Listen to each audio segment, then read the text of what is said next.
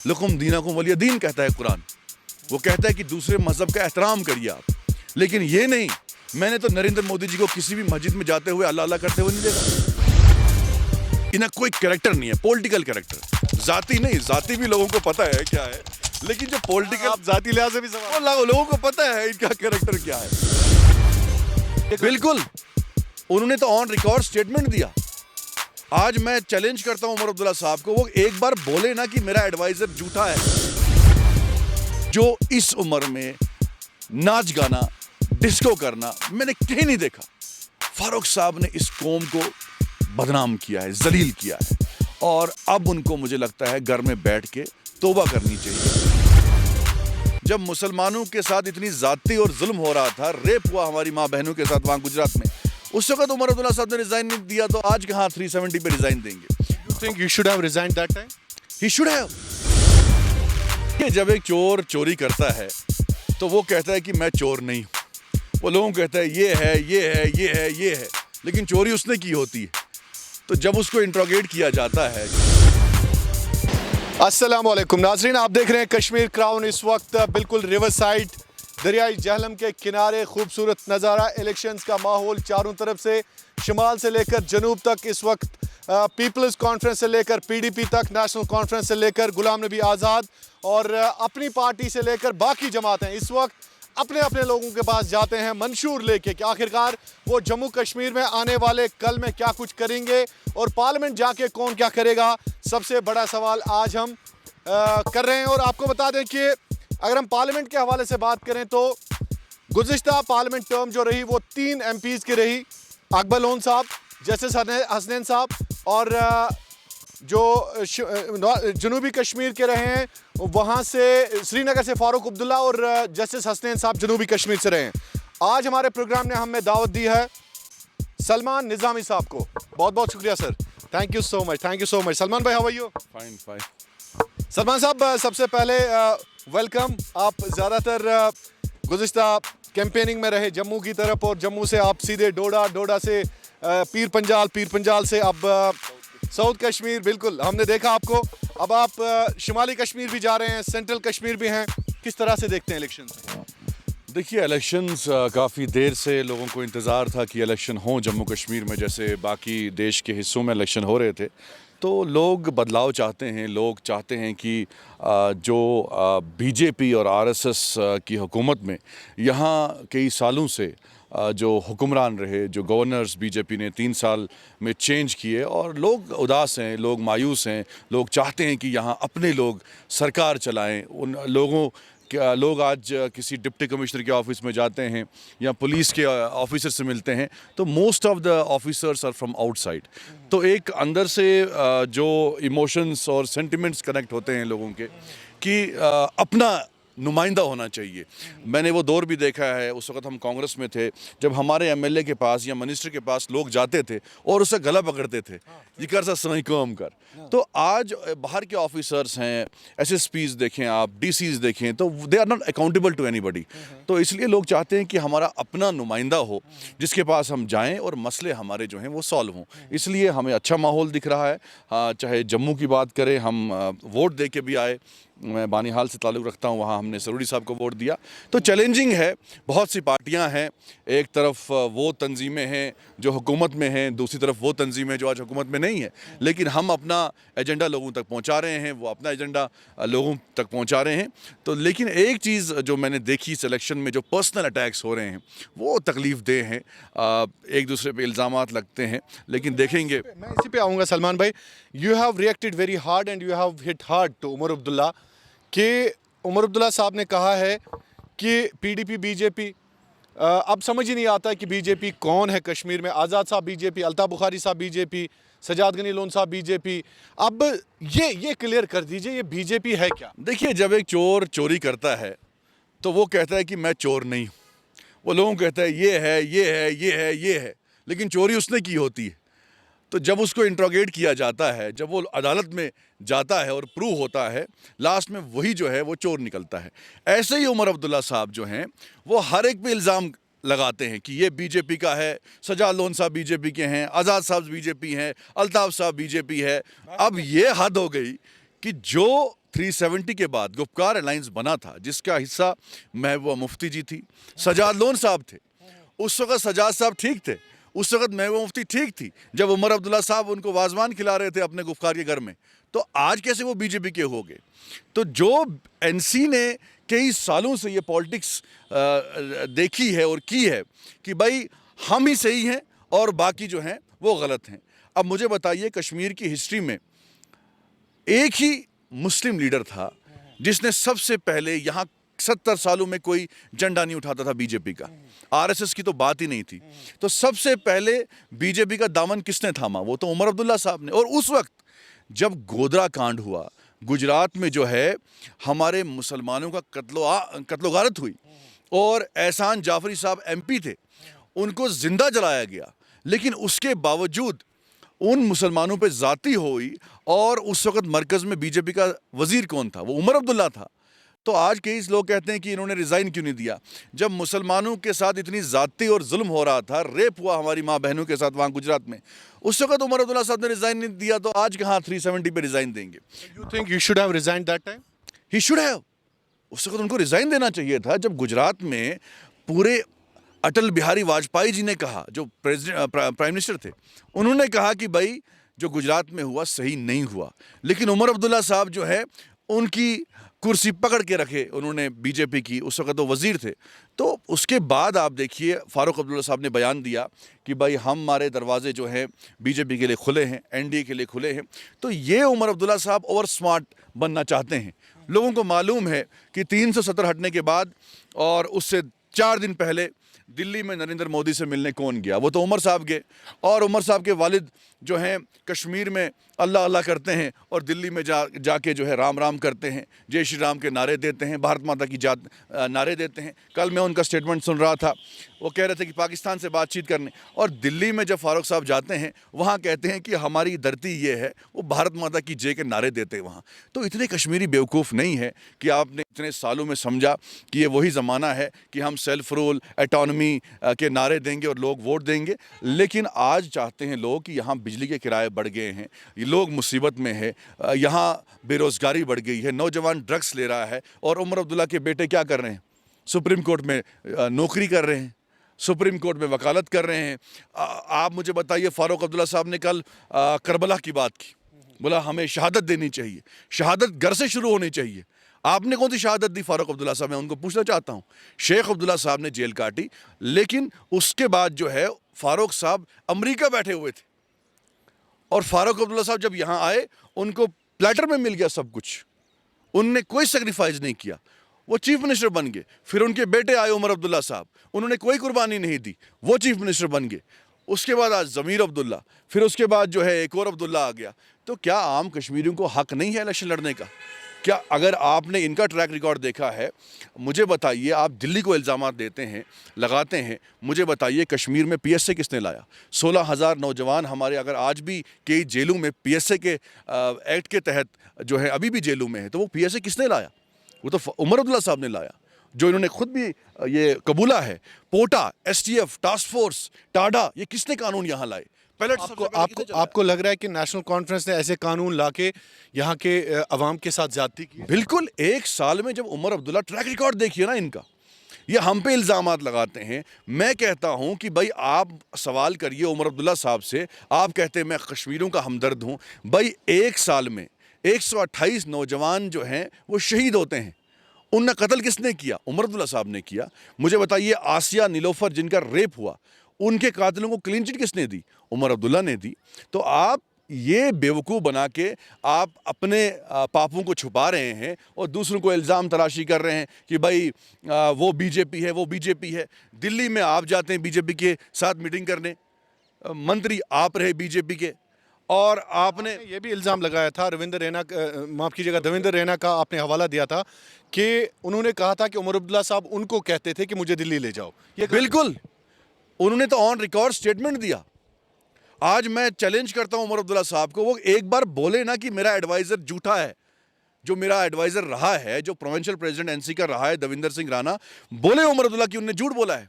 देवेंद्र सिंह राणा ने बार बार इल्ज़ाम लगाया उमर अब्दुल्ला पे कि मेरे मोबाइल में वो सब सबूत पड़े हुए हैं, वो मैसेजेस पड़े हुए हैं। जब उमर अब्दुल्ला ने मुझे डेस्परेटली कहा कि भाई आप क्यों नहीं दिल्ली जा रहे हो, किस लिए जाना था? जाना बीजेपी के साथ अलायंस करने के लिए। अलायंस करने के लिए? बिल्कुल, उन्होंने इल्ज़ाम लगाया इन पे और इनने चैलेंज किया कि अगर मैं झूठा हूं, ऑन रिकॉर्ड उमर अब्दुल्ला बोले कि दविंदर सिंह राणा झूठ बोल रहा है। फारूक अब्दुल्ला साहब ने तो नेशनल टीवी में सीधा कह दिया कि हमारे दरवाजे बीजेपी के लिए खुले हैं।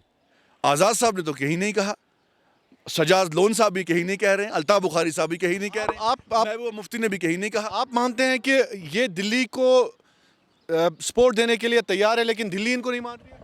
देखिए, क्योंकि देखिए, दिल्ली का जो एक्सपीरियंस रहा है, नेशनल कॉन्फ्रेंस का जो पॉलिटिक्स है, ये कैरेक्टरलेस लोग हैं, इन्हें कोई कैरेक्टर नहीं है, पॉलिटिकल कैरेक्टर, जाति नहीं। जाति भी लोगों को पता है क्या है, लेकिन जो पॉलिटिकल, आप जाति लिहाज से भी सवाल, वो लोगों को पता है इनका कैरेक्टर क्या है, लेकिन जो पॉलिटिकल कैरेक्टर है, ये कश्मीर में एक बात करते हैं, दिल्ली में दूसरी बात करते हैं। देखिए, आप एक तरफ से पाकिस्तान साहब तो इस्लाम की बात कर रहे हैं ना। अरे इस्लाम की बात कर रहे हैं, लेकिन उनको पहले पूछो घर से इस्लाम शुरू होता है ना। मौलाना जो है, हमारे इमाम जो हैं, वो वाज तब पढ़ेंगे जब उनके घर में जो है वो उसको फॉलो कर रहे हो। आप उनसे पूछे कि आपने शादियां कहाँ की हैं अपने बच्चों की। उमर अब्दुल्ला साहब के बच्चों की तस्वीर मैंने देखी, मैं पर्सनली नहीं जाना चाहता, लेकिन जब वो पर्सनल अटैक करते हैं, उनको पहले अपने गिरबान में जा के देखना चाहिए। क्या मेरे औलाद जो है दिल्ली में मंदिर पे जाती है और यहाँ हमारे हज़रत बल जाते हैं? ये तो इस्लाम ने नहीं कहा। लकुम दीनकुम वलिय दीन कहता है कुरान। वो कहता है कि दूसरे मज़हब का एहतराम करिए आप, लेकिन ये नहीं। मैंने तो नरेंद्र मोदी जी को किसी भी मस्जिद में जाते हुए अल्लाह अल्लाह करते हुए नहीं देखा। मैंने तो अमित शाह को किसी भी हिंदुस्तान हो, कहीं भी कोई मस्जिद हो, मैंने ना अमित शाह को देखा, मैंने ना योगी आदित्यनाथ को देखा, मैंने ना राहुल गांधी को देखा, ना प्रियंका गांधी को देखा, ना सोनिया गांधी को देखा, ना ममता को देखा, ना अखिलेश यादव को देखा कि वो किसी मस्जिद में जाते अल्लाह अल्लाह या तस्बीह पकड़ के इबादत करते अल्लाह की। लेकिन फारूक अब्दुल्ला साहब हिंदुस्तान के एक ही मुसलमान लीडर हैं जो सुबह भी राम राम करते हैं, शाम को भी राम राम करते हैं, भारत माता की जय करते हैं, दिल्ली हो कश्मीर हो। तो ये कौन सा ईमान है? ये तो कुरान ने नहीं हमें सिखाया कि भाई आप उस मज़हब को भी फॉलो करो, इस मज़हब को भी फॉलो करो। तो ये बेवकूफ़ बनाने वाली सियासत है। मुझे पसंद आया सजाद साहब ने जो एक इंटरव्यू में कहा, क्योंकि हम लोग जो हैं पहले मुसलमान हैं, फिर हमारी सियासत आती है। लेकिन आप कश्मीर के लोगों को आपने ऐसे ही समझा है कि इतने सालों हमने इनको बेवकूफ़ बनाया। आज सोशल मीडिया है, आपकी हर तकरीर सोशल मीडिया पर आती है। आज नौजवान आपको सवाल करते हैं। उमर अब्दुल्ला साहब देखिए, आप एक में उनके फ्लड में वो जा रहे थे कहीं विजिट करने के लिए, वहाँ बीच में सड़क पे लोगों ने कहा देखो जी टूरिस्ट आ गया है। तो आज लोगों को आप बेवकूफ़ नहीं बना सकते। आज मीडिया है, सोशल मीडिया है। से गलती हो गई थी उनको टोका गया। ये कश्मीर, ये आप दिखाइए, कैमरा में दिखाइए, ये कश्मीर है। ये किसने बनाया? ये बीजेपी गवर्नमेंट ने बनाया। और उमर अब्दुल्ला साहब यहाँ आए और सेल्फी ली। तो किसको प्रमोट कर रहे हैं? बीजेपी को प्रमोट कर रहे हैं। एक तरफ से कह रहे हैं बीजेपी ने कुछ नहीं किया, दूसरी तरफ से यहीं जो काम बीजेपी ने किया है, ये ट्रैक जो बनाया है, उनकी तारीफ करते हैं। अब बीजेपी का जो है पब्लिक ये स्टार प्रचारक उमर अब्दुल्ला है कि हम हैं? सलमान साहब, by labelling all the parties, national conference के वोट शेयर की अगर हम बात करें 20%, 25%, तो इसका मतलब है कि 75% जो अदर पॉलिटिकल पार्टीज़ है, डू यू फील इनसिक्योरिटी कि वो लेबलिंग करते हैं, आप एजेंट्स हैं, आप बीजेपी हैं? तो इससे क्या पता चलता है? इसका मतलब है कि फिर बीजेपी 75%, कश्मीर तो बीजेपी है। नहीं, देखिए, ये फ्रस्ट्रेशन है। मैं आपको कहूँ, अगर नेशनल कॉन्फ्रेंस ने जम्मू कश्मीर के लोगों के लिए कुछ किया होता तो वो कहते कि भाई हमने ये काम किया। जो आज़ाद साहब कहते हैं, वो कहते हैं कि मैंने मेडिकल कॉलेज दिया, मैंने डिग्री कॉलेज दिए, मैंने डिस्ट्रिक्ट्स दिए, मैंने तहसीलें बनाई, मैंने सड़कें बनाई। उमर अब्दुल्ला साहब ने कहीं भी अपनी तकरीर में, और ये जो एक बहुत गलत स्टेटमेंट वो बार बार देते हैं कि ये इलेक्शन पानी और बिजली का नहीं है। मैं जहाँ गया कश्मीर में, हर मोहल्ले में गया, हर जगह जिस इलाके में जाता हूँ, वहाँ लोग कहते हैं कि भाई हम गरीब हैं, हम कहाँ से बिजली फीस भरें। हमारे जो यहाँ पानी, ये पानी जो है हमारे कश्मीर का है, अपना पानी है। मैंने हिंदुस्तान की स्टेट में कहीं नहीं देखा जहाँ जिससे आप बिजली प्रोड्यूस कर रहे हो जिस पानी से, वो तो कश्मीरियों की है ना। तो पहला हक हमारा बनता है। जितने पावर प्रोजेक्ट हमने यहाँ बनाए वो सब उमर अब्दुल्ला ने कि बेचे उमर अब्दुल्ला ने बेचे ना, फारूक अब्दुल्ला ने बेचे। फारूक अब्दुल्ला ने, आप मुझे बताइए इन्होंने काम क्या किया? काम तो कुछ नहीं किया। इतने सालों में सिर्फ कहा एटॉनमी एटॉनमी एटॉनमी। आज कहीं भी उमर अब्दुल्ला तकरीर में नहीं बोलते एटॉनमी लाएंगे हम। तो इसलिए लग रहा है सवाल पूछा जाना चाहिए। बिल्कुल आप पूछते क्यों नहीं है उनसे? आप पूछिए उनको, आप इतने साल जो ऑटोनॉमी का नारा दे रहे थे, आपने बिजली की बात नहीं की, आपने सड़क की बात नहीं की, आपने राशन की बात नहीं की, आपने स्कूल की बात नहीं की, इतने साल आपने वोट लिया सिर्फ ऑटोनॉमी के नाम पे। और उमर साहब कहते हैं कि वाजपेयी साहब ठीक थे। जिस ऑटोनॉमी को वाजपेयी ने रिजेक्ट कर दिया, जिस 370 के खिलाफ वाजपेयी थे, आज वो कैसे शहीद हो गए?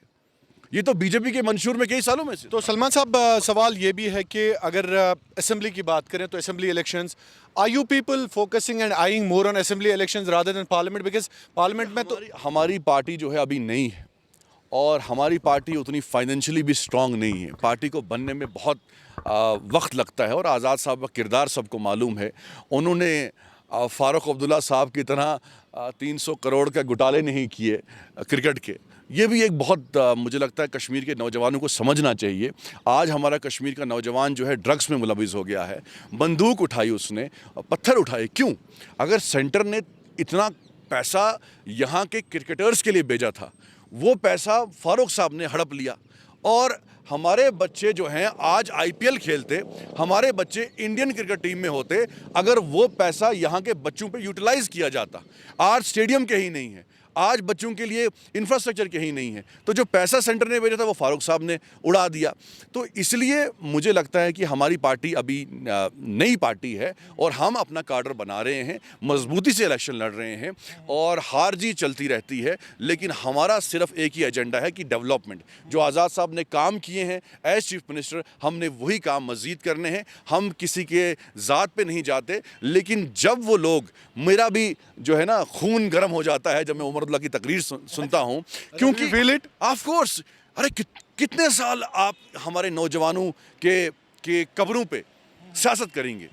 आप एक तरफ कहते हैं कि हमारा नौजवान जो है आज इस मुसीबत से गुजर रहा है, लेकिन दूसरी तरफ आप क्रिसमस मनाने के लिए लंदन जाते हैं। हमारा नौजवान ड्रग्स ले रहा है यहाँ। तो अगर आप को यहाँ के नौजवानों की फिक्र होती, तो आप उन नौजवानों को, जो आप लंदन जाते हैं, 1-1 करोड़ के प्रोजेक्ट वहाँ पैसा इतना खर्च करते हैं, गुलमर्ग में आप स्कीइंग करते हैं, तो यहाँ नौजवानों पे आप इन्वेस्ट करिए ना।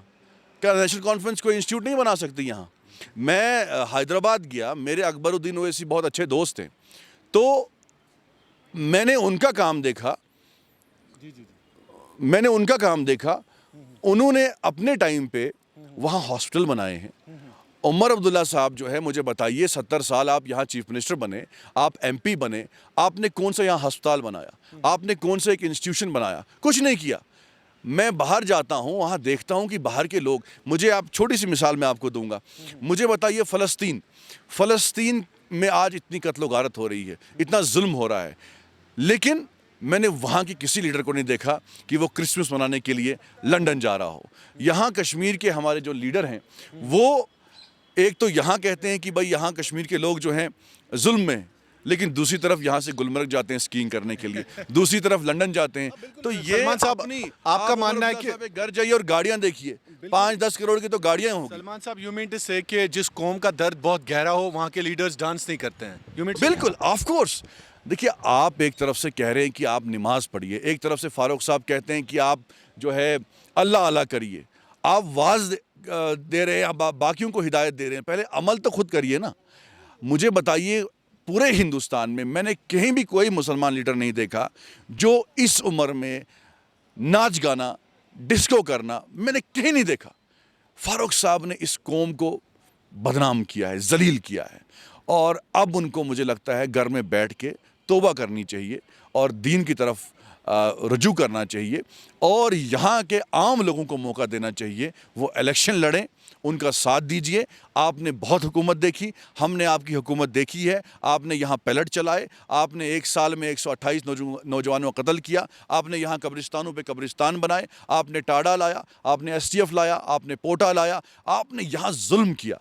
लेकिन इस वक्त मुझे लगता है फारूक साहब को अब तौबा करनी चाहिए। वो किस मुँह से काबा जाएंगे या वो किस मुँह से अल्लाह के सामने जाएंगे, वो उन तक की है। चलिए, बहुत बहुत शुक्रिया, thank you so much, thank you so much. तो बात कर रहे थे सलमान निज़ामी साहब, बहुत ही अहम बातें इन्होंने की, खासकर नेशनल कॉन्फ्रेंस के दौरे हुकूमत के हवाले से जो भी गलतियां उनकी रही है, इन्होंने अक्कासी की। आपका बहुत बहुत शुक्रिया, थैंक यू सो मच।